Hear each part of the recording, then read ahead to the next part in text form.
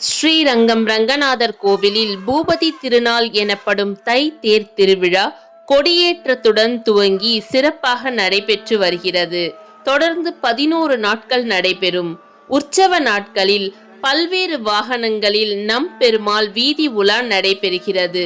பூபதி திருநாள் 6ஆம் நாளான இன்று அதிகாலை கற்ப விருட்ச வாகனத்தில் நம் பெருமாள் திருவீதி உலா வந்து பக்தர்களுக்கு அருள் பாலித்தார். கற்பக மரம் தேவலோகத்தில் உள்ள 5 மரங்களில் ஒன்றாகும். இம்மரம் கேட்டதை தரக்கூடியது என்ற நம்பிக்கை பக்தர்களிடையே உள்ளது.